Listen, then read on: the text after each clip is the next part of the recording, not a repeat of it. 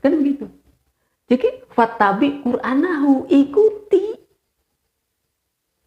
apa yang ada tertera di dalam ayat itu. Kan sederhana sebenarnya kan. Ya, tapi kan nggak sederhana itu Pak dalam memahaminya. Betul. Dalam memahaminya tidak sesederhana itu. Karena apa? Karena kita sudah banyak sekali pemahaman-pemahaman tentang Quran, tentang hadis, tentang Islam, tentang akidah, tentang syariah dari berbagai macam ulama, dari berbagai macam kitab-kitab. Itu yang tidak mudah untuk memahami Al-Quran yang seharusnya mudah. Kan Allahnya juga sudah berkata, Allah sudah berkalam, aku turunkan Al-Quran ini tidak untuk menyusahkan kalian.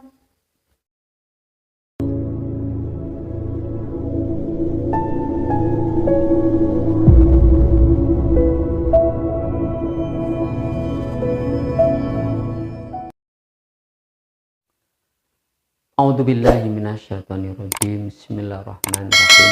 Assalamualaikum warahmatullahi wabarakatuh. Alhamdulillah.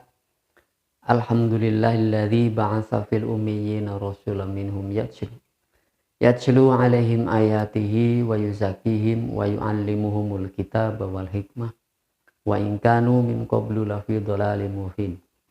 Asyhadu an la ilaha illallah wahdahu la syarikalah wa asyhadu anna Muhammadan abduhu wa rasuluhu amma ba'd. Pemirsa yang dirahmati Allah dan diberikan kemudahan di dalam memahami ayat-ayatnya, sehingga oleh karenanya dapat memahami segala perintah sesuai dan selaras dengan sunnah para nabi-nabinya, utamanya Nabi Muhammad Rasulullah Shallallahu Alaihi Wasallam. Selanjutnya, pemirsa yang dirahmati Allah, pada kesempatan yang kesekian kalinya ini, mari kita kaji ayat-ayat Allah sebagai bahan di mana kita akan menjadi orang yang terbimbing ketika kita memahami ayat-ayatnya. Tentu dengan memahami ayat-ayatnya akan lebih memandang sunnah sebagai suatu tuntunan secara teknisnya. Nah itu saudara pemirsa, jadi ayat adalah prinsip landasan kokoh untuk kita berbuat dan bertindak. Lalu sunnah adalah cara, adalah teknis yang kita dapati contoh-contohnya dari Rasulullah. Baik pemirsa yang dirahmati Allah. Nah ini sudah saya tuliskan di sini ya, surat Al-Qiyamah. Surat ke-75 ayatnya 16 sampai dengan 19. Gitu kan? Ya. Nah, ini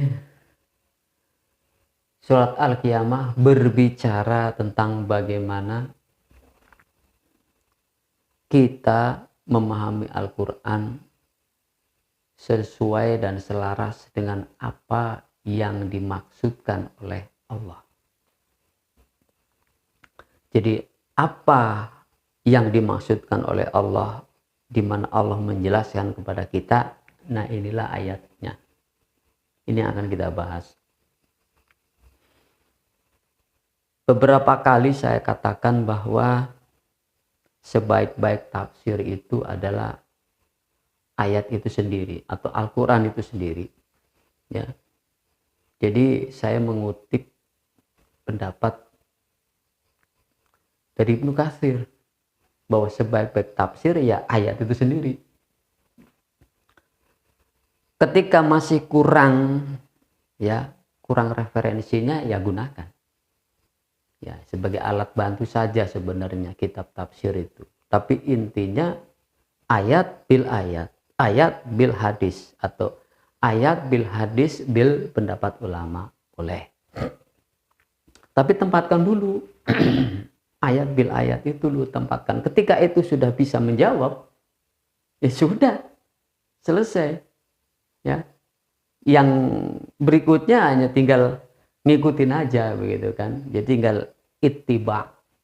Jadi pendapat ulama, pendapat kiai, pendapat ustadz, pendapat guru ya tinggal ittiba aja dengan apa yang yang telah menjadi tafsir Al-Quran bil Quran atau ayat bil ayat, seperti ya ini saya sudah tuliskan. Nah, maka berkait dengan itu ya, ayatnya jelas di sini, jelas sekali. La bismillahirrahmanirrahim, la tuharrik bihi lisanaka. Janganlah engkau menggerak-gerakkan lidahmu, ya, lidahmu, lisanmu di sini, la tuharrik, menggerakkan, bihi, atasnya. Atas apa? Atas Al-Quran tentunya. Lisanaka, lisanmu. Hari kita bisa membicarakan Quran, bisa membahas Al-Quran, bisa menerangkan Al-Quran, dan kesimpulannya bisa menafsirkan Quran. Boleh dan harus memang, tetapi harus ikuti apa yang dimaui Allah, kan gitu. Ya. Lita jalabi, kalimat lita jalabi, jangan mendahulunya. Coba bagaimana maksudnya? Jangan mendahulunya. Terbayang nggak oleh saudara? Tidak mendahului. Ya. Kata-kata li ta'jala bih atau iktijal, ini saya contohkan supaya mudah memahaminya. Iktijal atau ajala. Orang diberikan usia 50 tahun. Umpamanya begitu. Kurang 2 hari dari 50 tahunnya itu bunuh diri. Nah, itu namanya iktijal. Mendahului takdir Allah. Artinya kematian itu di luar apa yang dikehendaki Allah. Begitu saudara. Ya, ya kata-kata iktijal tuh begitu. Harus dipahami seperti itu. Di luar yang dikehendaki Allah. Itu namanya iktijal.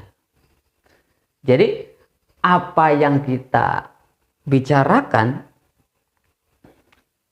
ketika keluar dari apa yang dikehendaki Allah, apa yang akan dimaksudkan Allah, itu namanya iktijal. Artinya tidak boleh menafsirkan Quran itu tidak atau di luar daripada apa yang ditafsirkan oleh Allah, begitulah. Apa yang dijelaskan oleh Allah. Nah, jadi itu. Jadi penafsiran di luar Al-Quran, istilahnya tidak menggunakan Al-Quran, itu namanya mendahului. Gitu. Ya. Nah, karena hak siapa untuk menafsirkan Quran? Ya hak Allah. Hak siapa untuk memahamkan Al-Quran? Ya hak Allah. Nah, ini semuanya. Inna alaina jam'ahu. Sesungguhnya atas tanggungan kamilah, atau sesungguhnya atas kehendak kamilah. Ya, jam'ahu. Ya, apa kata jam'ahu? Jami. Ya, ngumpulin. Maksudnya adalah setelah kumpul-kumpul diapain? Kan disimpulkan, kan gitu. Jadi atas kehendak Allah lah, atas tanggungan kamilah, kata Allah, adalah menyimpulkannya, wa Qur'anahu, dan membacakannya. Jadi kan Allah yang utama berarti di sini. Kemudian faidza qara'nahu, dan apabila telah selesai dibacakan, dijelaskan, difahamkan, diterangkan, fatabi, ikuti Qur'anahu, bacaannya itu. Bermakna apa? Kalimat-kalimat Al-Quran ini memiliki daya mampu yang luar biasa untuk menjelaskan tentang dirinya. Artinya Quran mampu menjelaskan dirinya sendiri. Itulah maksud daripada fa'idza qara'nahu fattabi' Qur'ana.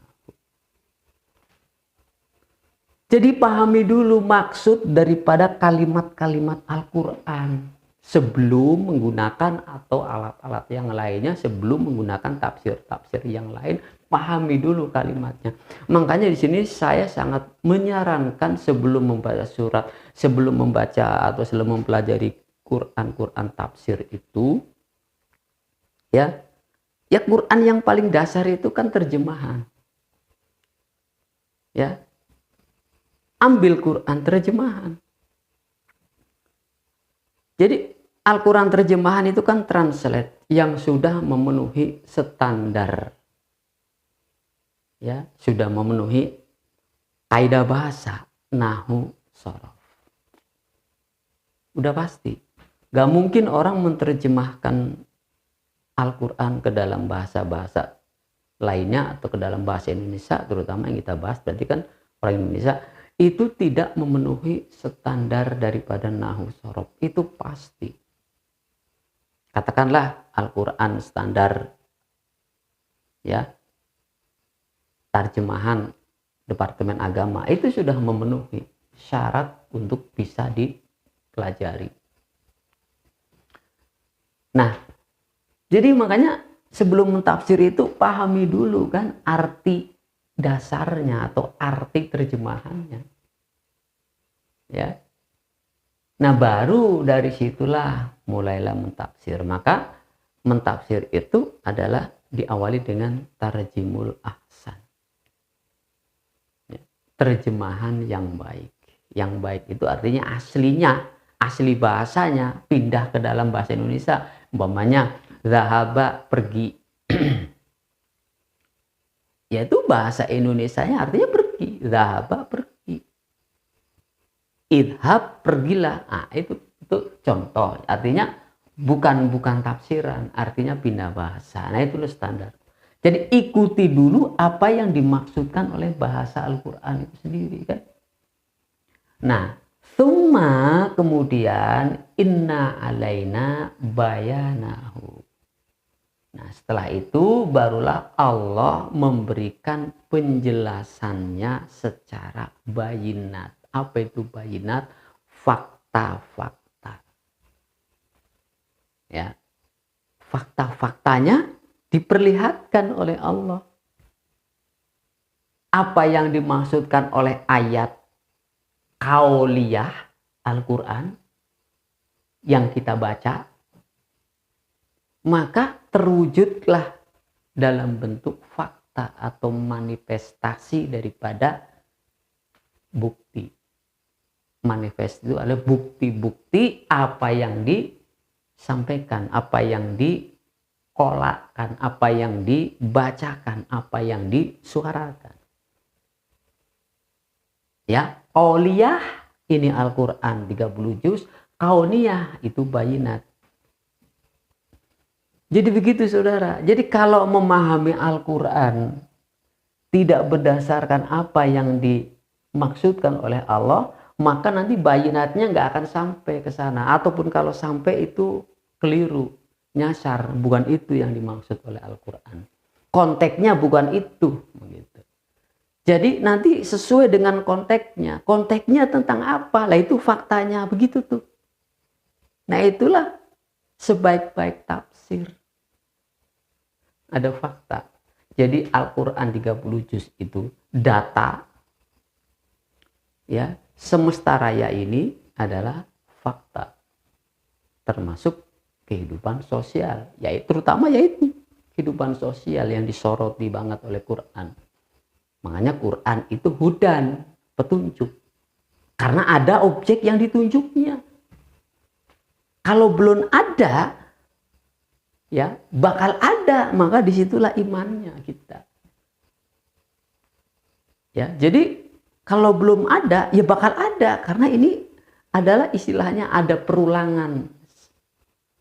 Ya, ada perulangan. Ya itulah kita iman kepada sesuatu yang belum fakta tapi akan ada. Nah itulah. Baik saudara, jadi ini merupakan pembukaan daripada kita memahami Quran, itu dulu yang menjadi landasan. Nah barulah silakan saudara mau referensinya banyak sekali, ada kitab tafsir Jalalain, ada kitab tafsir Al-Marughi, ada kitab tafsir Ibnu Katsir, ada, silakan dipelajari, dipahami. Ya, tapi satu hal itu dulu tuh utamanya. Ya, apa yang dikehendaki Allah, apa yang dimaksudkan oleh Allah. Nah, baik. Nah, maka ya berdasarkan ayat ini, ya, Kan diperjelas oleh ayat berikutnya, Ar-Rahman 'alamal Qur'an. Allah, kemarin udah materinya sudah sampai. Allah lah yang mengajarkan Al-Qur'an. Ar-Rahman 'alamal Qur'an khalaqal insan. Karena al-insan ini ciptaan Allah, ya, maka yang sangat paham, teramat sangat paham tentang manusia ya Allah. Dan bagaimana caranya mentransformasikan antara Quran dengan manusia ya Allah. Jadi agar manusia ini paham, maka Quranlah yang dipahamkan. Kalau dipahamkan selain Quran, maka si manusia ini akan pahamnya bukan Quran, selain Quran. Maka terbentuklah manusia model, saya bilang.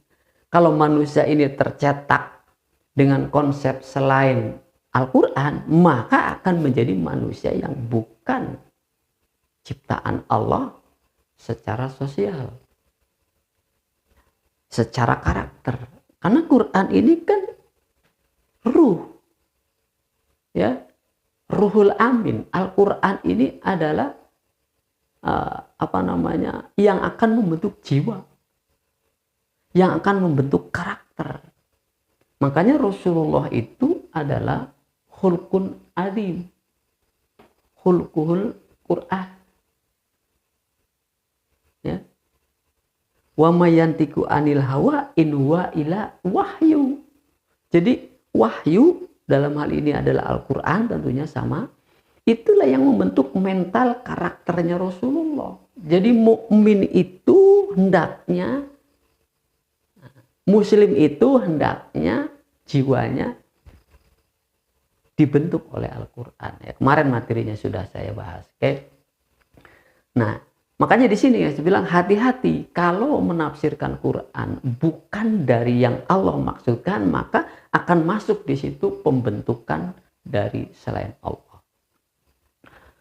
Oke, makanya Ar-Rahman 'alamal Qur'an. Lah sekarang bagaimana caranya Allah memahamkan Quran kepada manusia? Caranya bagaimana? Ya kita lihat Quran juga begini caranya, Saudara. Ya, di dalam surat 42 itu surat Asy-Syura, ya. Perhatikan, buka makanya kitabnya, buka Qur'annya. Ya. Di sana Allah berkalam, di sana Allah berfirman. Wa makana, di sini ya. Libasharin. Wa makana libasharin. Ayyukallimahu.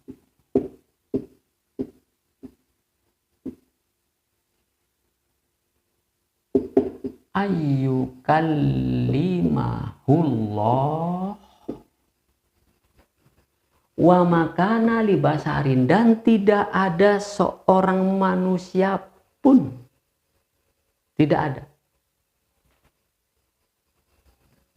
ayyukallimahullah, bahwa ia Allah berkata-kata dengannya. Jadi tidak ada manusia yang bisa berkata-kata dengan Allah. Kalau tidak ada satupun manusia, ya termasuk Nabi, termasuk Rasul.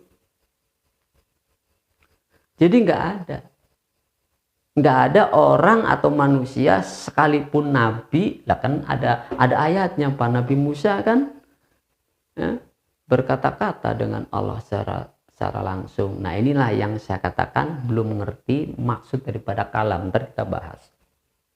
Karena kan kalau apa adanya ayat seperti itu tekstual ya. Tadi itu terjemahan. Iya, terjemahan itu ya ditafsirkan oleh Quran gitu. Seakan-akan kan kontrak. Ya, di sini wa makana libasharin au yukalimahu, sementara ya Musa ya taklima, berbicara kepada Allah dengan kalimatnya secara langsung. Kan begitu.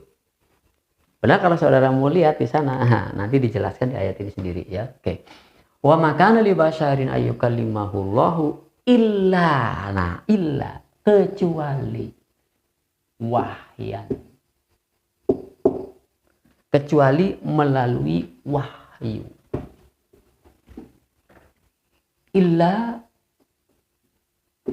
wahyan.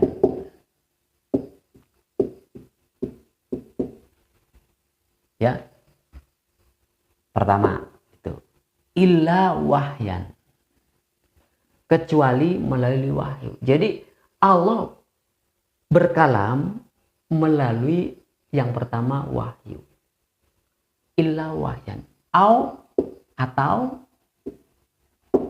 min waro'in au min wara'in hijabin. Nah, ini. Jadi melalui wahyu atau di balik hijab. Nah, itu tuh Musa. Ya. Hijab melalui di balik hijab. Jadi Allah berkata-kata tidak langsung, tapi di balik hijab. Apa hijabnya? Ya. Hijaban masturo atau hijab dan banyak penghalang yang menghalangi langsung antara Nabi Musa dengan Allah. Apa hijabnya? Ketika ke Gunung Tursina itu dia melihat suluh api, yang dia lihat api. Bukan Allah yang dia lihat api. Jadi api itu adalah hijabnya. Itu pun tanda. Hijab itu tanda. Tanda supaya Nabi Musa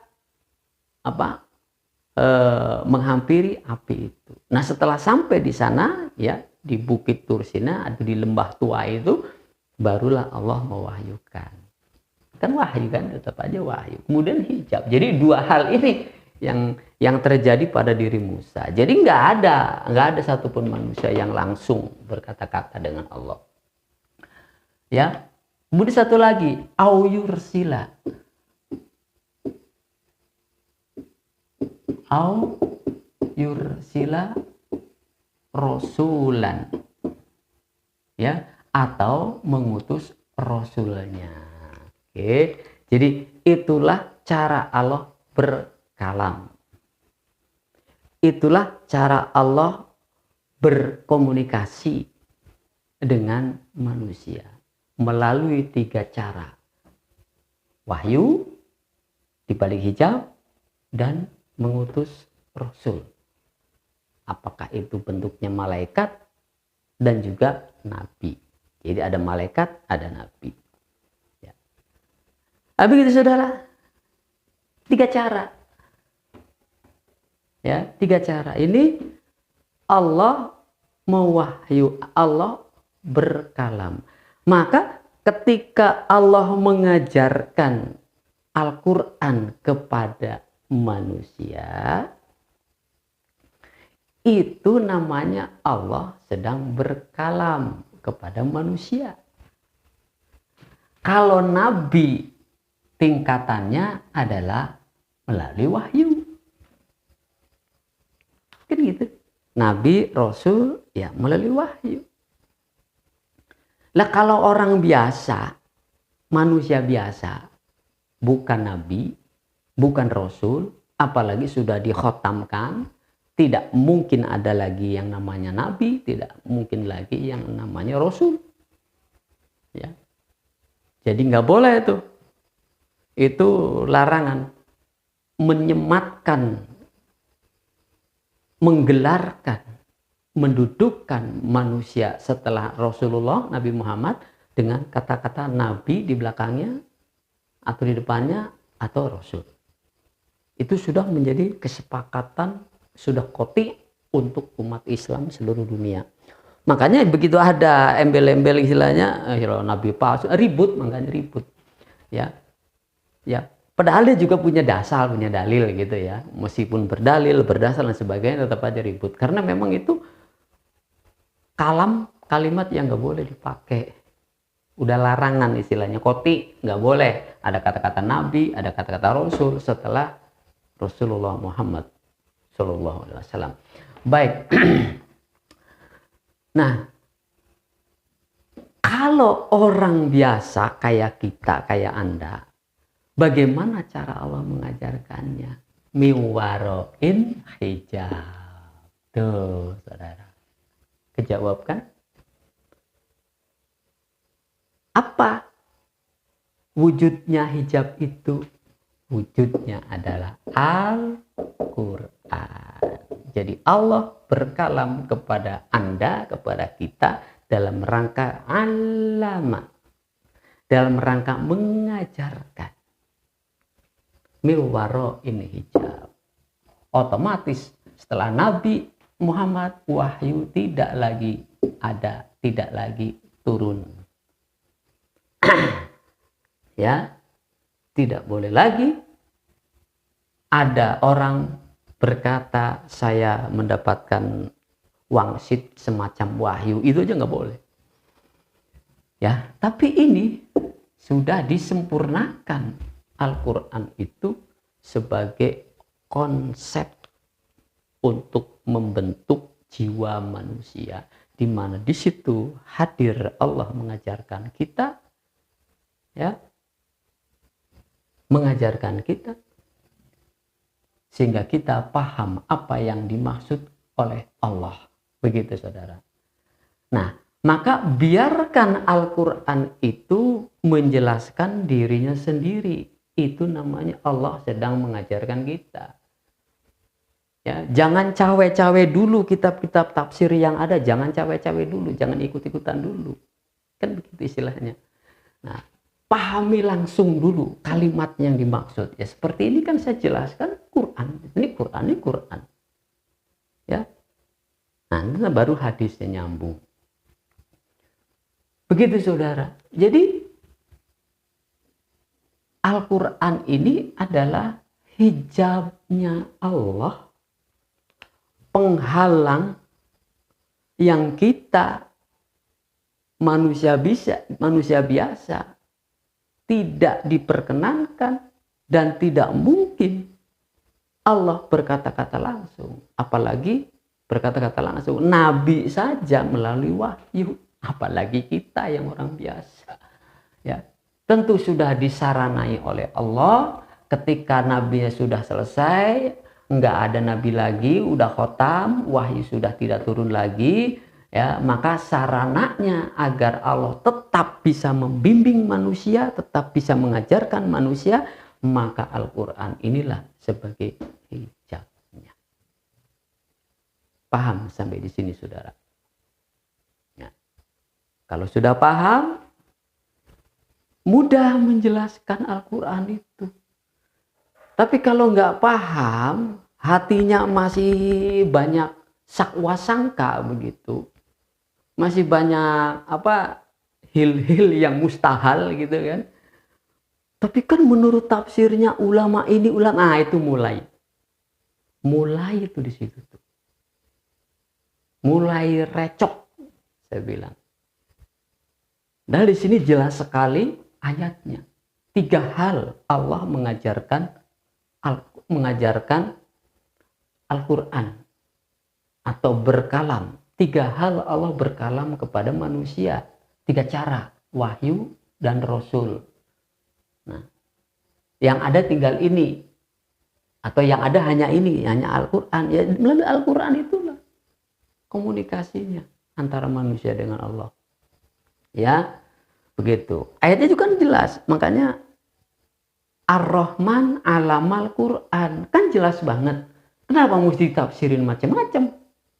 Ar-Rahman itu Allah, Al-Quran itu ya Quran. Yang bisa kita lihat adalah Al-Quran 30 juz.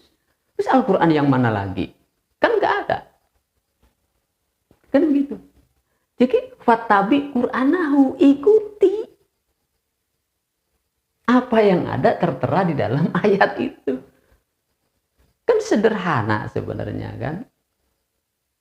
Ya, tapi kan nggak sederhana itu Pak dalam memahaminya. Betul. Dalam memahaminya tidak sesederhana itu. Karena apa? Karena kita sudah banyak sekali pemahaman-pemahaman tentang Quran, tentang hadis, tentang Islam, tentang akidah, tentang syariah dari berbagai macam ulama, dari berbagai macam kitab-kitab. Itu yang tidak mudah untuk memahami Al-Quran yang seharusnya mudah. Kan Allahnya juga sudah berkata, Allah sudah berkalam, aku turunkan Al-Quran ini tidak untuk menyusahkan kalian.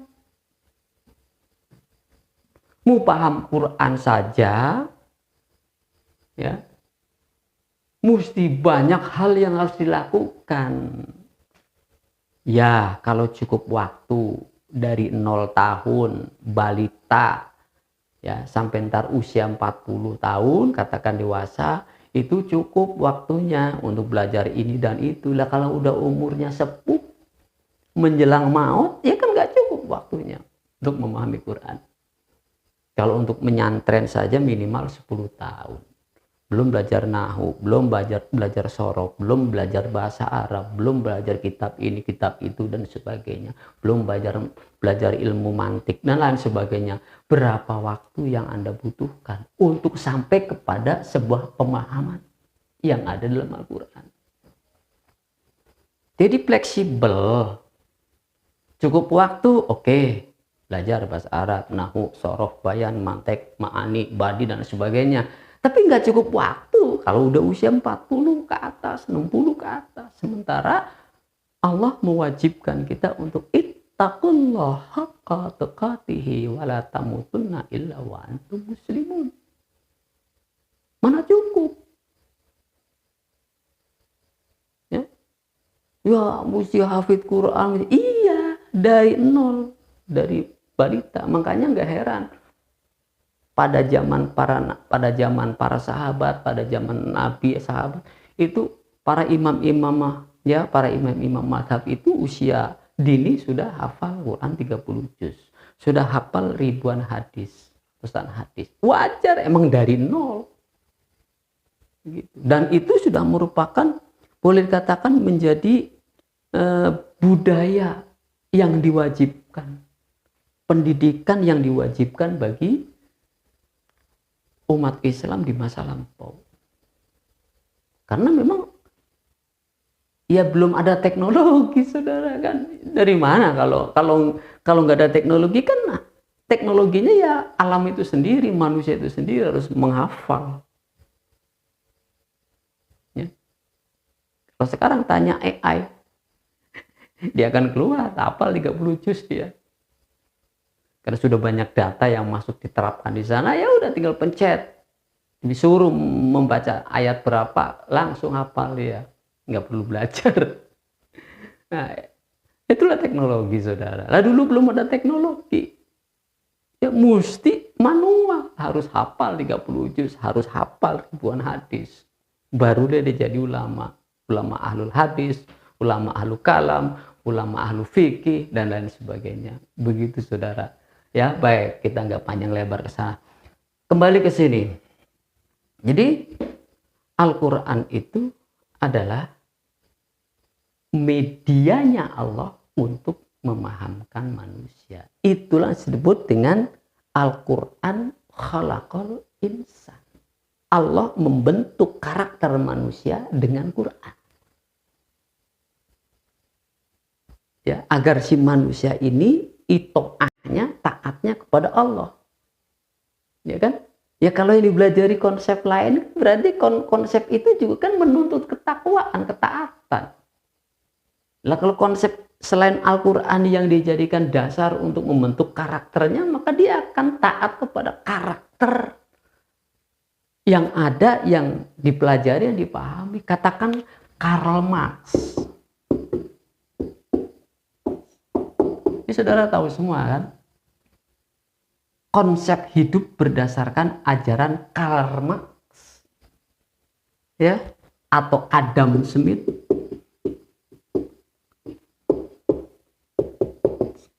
Ini kan punya konsep, ini juga punya konsep. Ini mengajarkan cara hidup. Ini mengajarkan cara hidup. Dibentuk karakter jiwanya oleh kitab yang dikeluarkan oleh Karl Marx dan oleh Adam Smith. Maka jadilah manusia bentukan ini gitu aja. Kok repot? Lah kalau Al-Quran ini juga sama. Konsep bagaimana membentuk manusia itu hidup. Hah? Sama. Lah kalau ini ikut-ikutan membentuk ini manusia gado-gado, nantinya Quran juga membentuk sini, ini juga ini manusia gado-gado itu sebenarnya. Ya. Manusia cakadul gitu kan. Sebenarnya begitu saudara. Ya, kita nggak bahas ke sana. Al-Quran ya memang untuk membentuk karakter jiwa manusia. Oke. Nah, yang jadi soal begini saudara. Ini untuk sulitnya orang memahami Al-Quran. Tentang apa? Tentang kalimat. Nah, ini. Orang memahami kalimat atau kalimat itu masih banyak yang keliru. Artinya ya katakanlah jangan keliru, belum sempurna. Ya, ada kalimat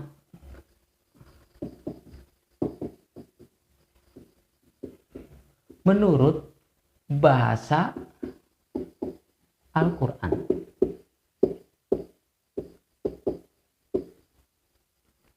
Ada kalimat menurut bahasa Arab. Dan ada kalimat menurut bahasa Indonesia.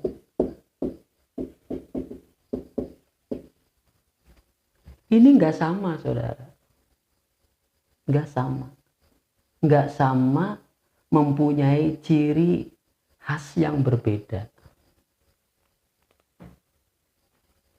Jadi kalau memahami kalimat ini tidak komprehensif, istilah kalimat ya, tidak komprehensif, maka yang terjadi adalah silang pendapat tentang makna atau maksud dari sebuah kalimat itu sendiri. Bahasa Al-Quran tentang kalimat ya nggak sama dengan bahasa Arab menjelaskan tentang kalimat. Begitu pula bahasa Indonesia menjelaskan tentang kalimat. Berbeda. Tetapi ketiganya ini ya berpadu di dalam memahamkannya. Yang satu dengan yang lainnya saling menjelaskan ya luar biasa saudara. Makanya saya berkeyakinan bahwa bahasa Indonesia ini ya sangat baik untuk memahami Quran. Makanya bukti orang Indonesia ini begitu dia bercakap-cakap berbahasa Arab itu Masya Allah bahasa Arabnya top banget. Saya akui para ulama tamatan Timur Tengah sana kalau sudah ahli berbahasa Arab itu bahasa Arabnya Masya Allah. Begitupun orang Indonesia kalau belajar bahasa atau menguasai bahasa asing, katakanlah Inggris, itu juga mantep banget. Ya, ternyata bahasa Indonesia ini adalah bahasa yang sangat mudah untuk memahami bahasa lain. Itu, ya. Nah, baik. Kalau menurut bahasa Arab, ya, bahasa Arab kan begini. Ini kan sama al-kalam.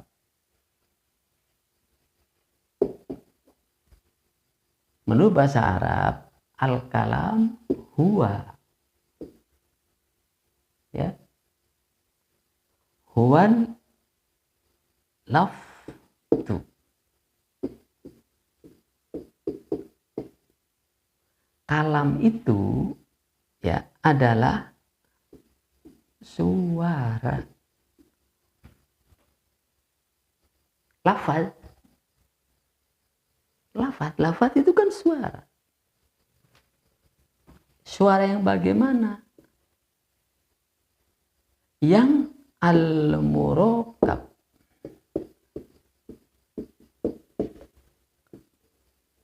Tersusun.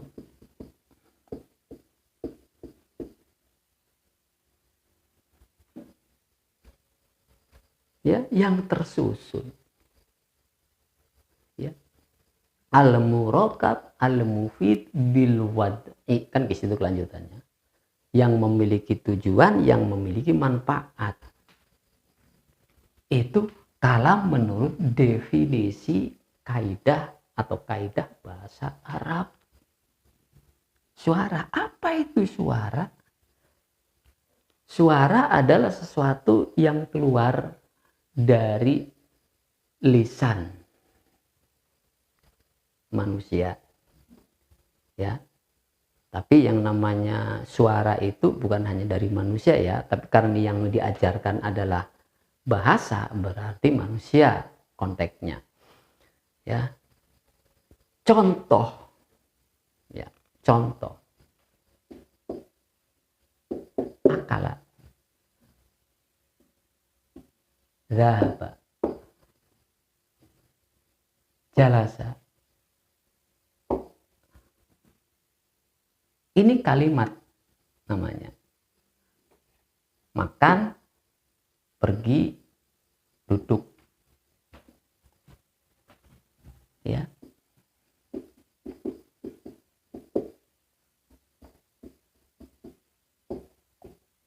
Dan duduk.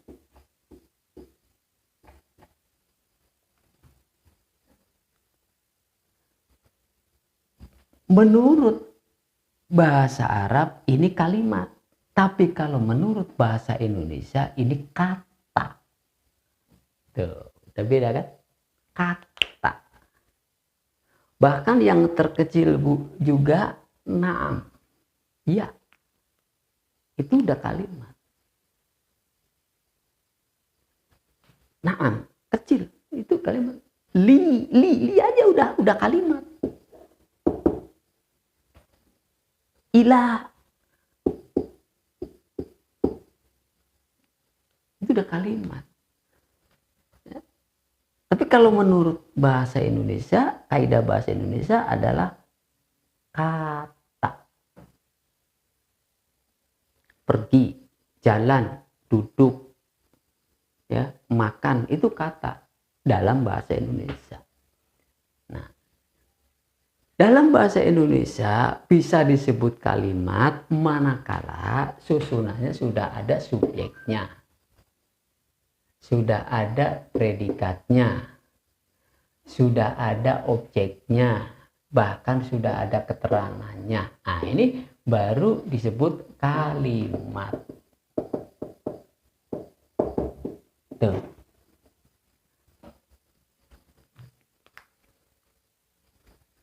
Saya pergi ke Bandung. Itu bahasa Indonesia udah baru kalimat. Kalau saya baru subjek, pergi baru kata. Ke Bandung umpamanya, itu keterangan tempat.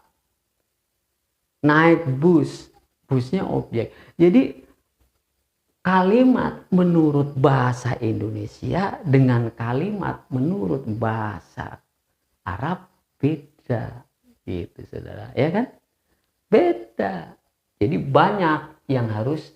Jadi kalau belum memenuhi syarat ini, ya, ada subjek, predikat, objek, kemudian keterangan.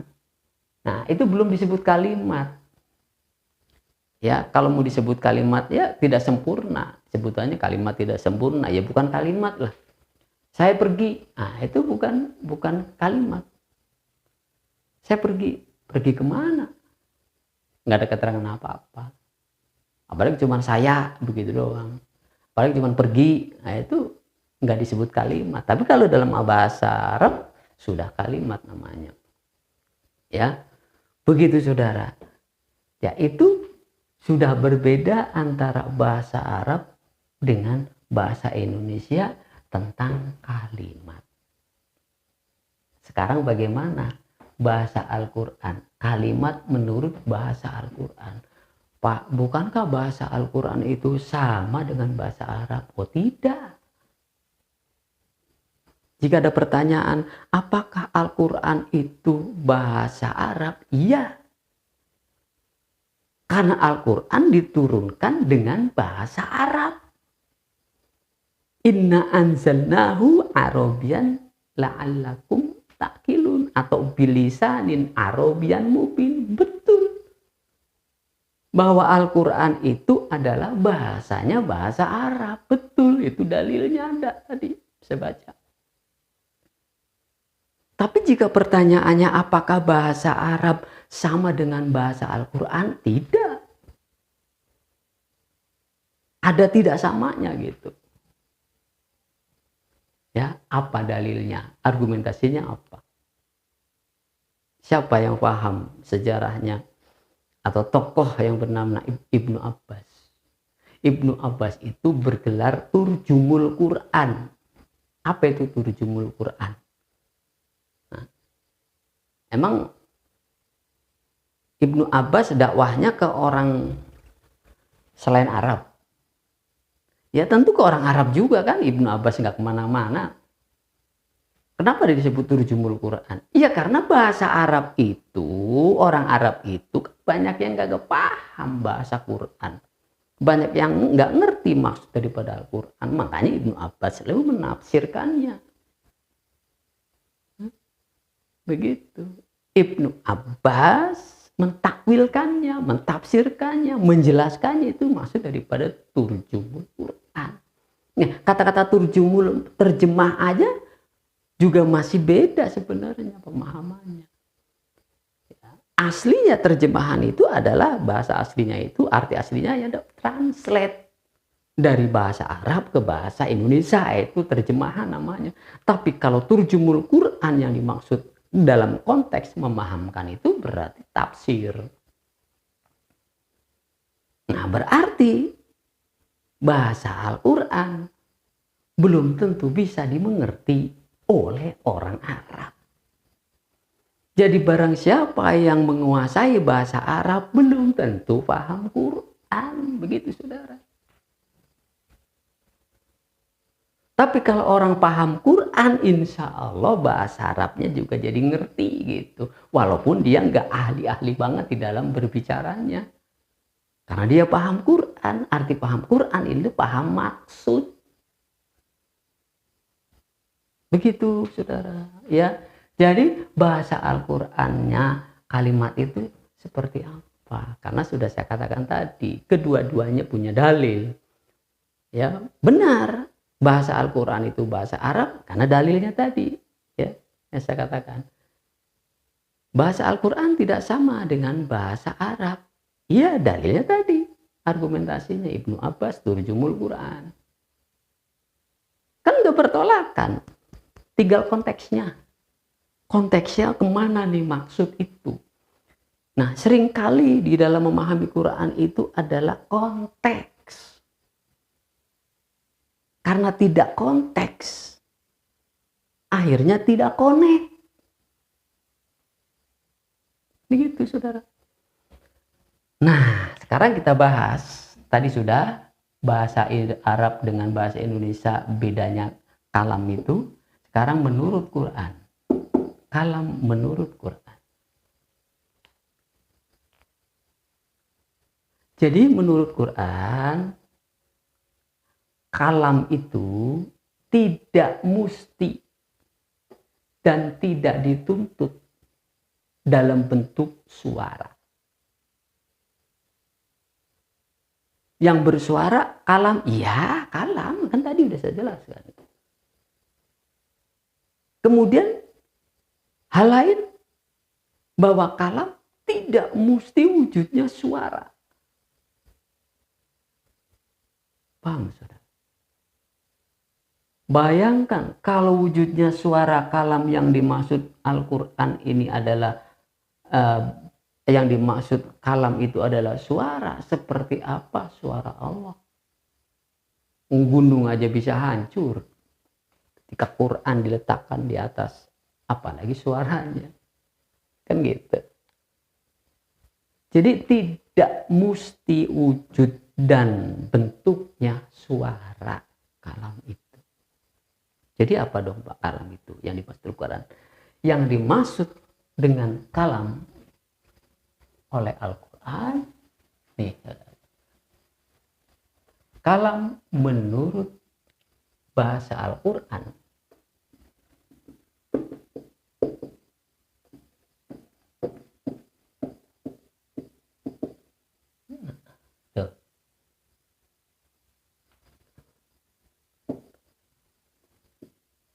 adalah sesuatu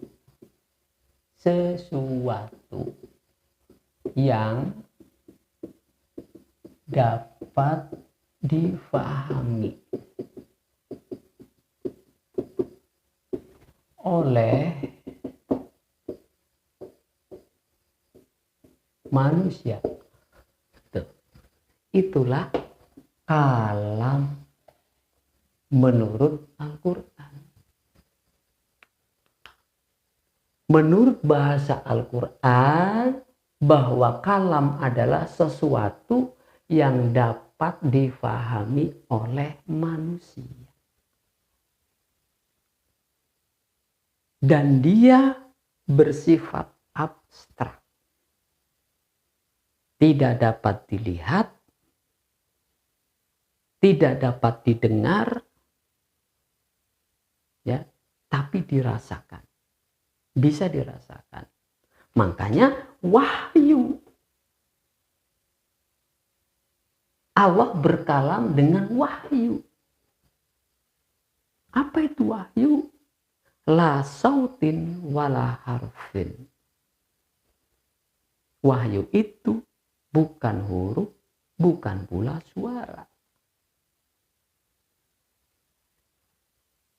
Dalam hadis kan ada Pak, bahwa wahyu turun seperti suara lonceng. Ya seperti suara lonceng. Yang hanya bisa dirasakan oleh Nabi. Dan tidak bisa dilihat, tidak bisa didengar oleh selain Nabi. Sekalipun istrinya ada di sampingnya. Ya, istrinya Rasul seringkali mendampingi Rasulullah ketika wahyu sedang turun. Tapi kan nggak berasa apa-apa istrinya. Jadi tidak berwujud suara, tidak berwujud apalagi huruf. Iqra ya Muhammad, apa malaikat buat tulisan kayak gini.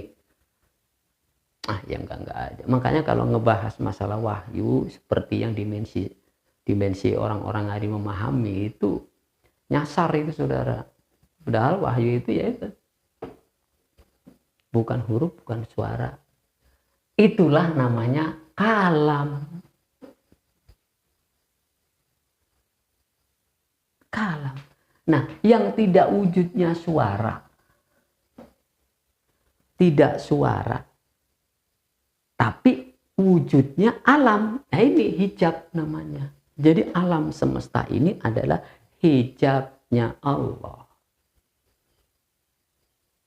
Dan itu bisa dipahami oleh manusia.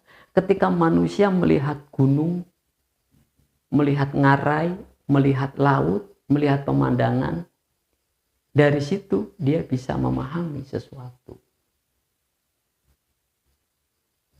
Lalu dia tuliskanlah, atau lalu dia syairkanlah dari hasil pemahamannya itu.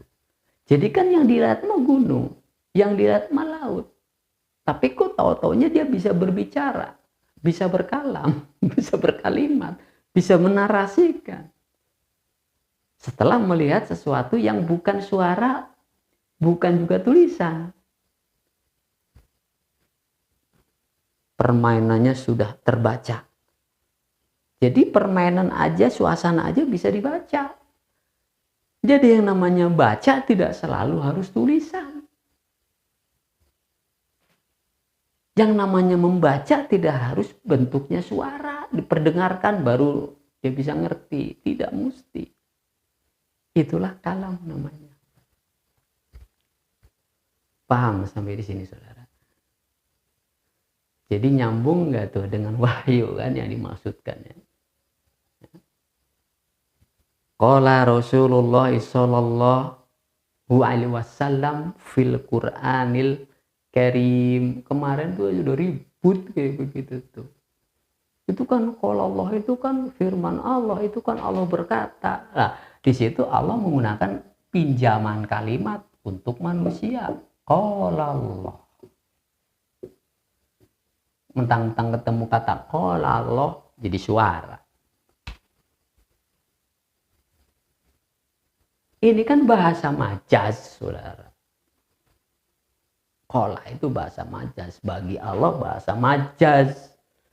Jadi Allah seakan-akan seperti manusia, begitu kan. Yang bisa mengeluarkan suara. Kan faktanya enggak. Mana ada Allah berbicara mengeluarkan suara? Kan enggak. Ya ini maksudnya Allah berkalam, begitu. Kalau kata qala Allah Ta'ala fil Qur'anil Karim. Qala Allah ya, banyak sekali. Qala inni a'lamu ma la ta'lamun. Wa idh qala rabbuka lil malaikati inni ja'ilun fil ardi khalifah. Itu Allah berkata, itu maksudnya Allah berkalam. Kalam apa? Ya udah ketemu kan ini. Sesuatu. Kalau sesuatu kan tidak bentuknya, tidak mesti tulisan, tidak wujudnya suara dan lain-lain. Seluruh alam semesta raya ini adalah kalamullah. Manifest dari Allah. Nah, kalau ini sudah bisa dimengerti, belajar Quran, memahami Quran tuh enak, saudara. Nggak sulit-sulit amat gitu. Mesti belajar nahu dulu, soroh dulu, bayan dulu, belum lagi mantiknya, belum lagi ma'ani. Luar biasa banyak sekali. Nggak apa-apa kalau dimulai dari 0 tahun, dari balita. Sudah mulai disantrenkan. Kalau udah usia 40, 60, 70 apalagi. Mesti dari situ belajarnya. Kayak saya umpamanya kan. Udah usia di atas 50 menjelang 60, ya enggak cukup waktunya. Ya.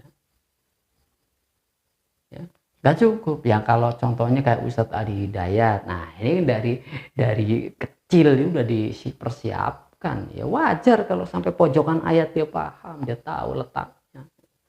Emang hari-harinya itu kerjaannya dari kecil. Ya, kan tidak mesti orang jadi seperti dia. Begitu saudara. Nah, itulah di mana Allah di cara memahamkan Al-Qur'an, cara memahami ayat seperti itu dasarnya ya. Nah, dengan demikian ilmu ini memang saudara tidak dapati di kampus, nggak bakal ada. Sekalipun saudara kuliah sampai ke Mesir nggak ada. Teori kayak gini nggak ada, saudara. Yang ada saudara pasti disajikannya adalah kitab tafsir.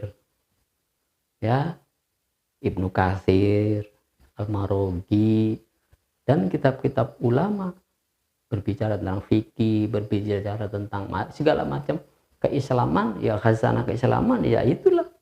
Karena nantinya saudara kalau pakai ini nggak bakal dapat ijazah, nggak bakal dapat gelar. Gitu.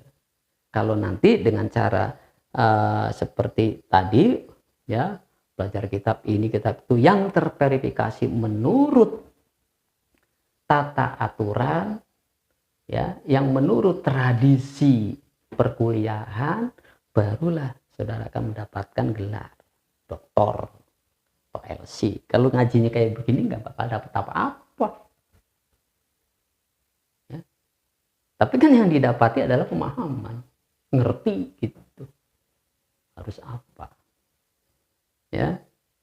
Demikian yang dapat saya sampaikan. Dan insya Allah dalam kesempatan yang berikutnya, kesempatan yang lainnya, kita akan jelaskan banyak ayat-ayat Al-Quran yang dapat memandu Anda menjadi ngerti, Anda menjadi paham. Adzanallahu wa iyyakum ajmain. Walhamdulillahi rabbil alamin.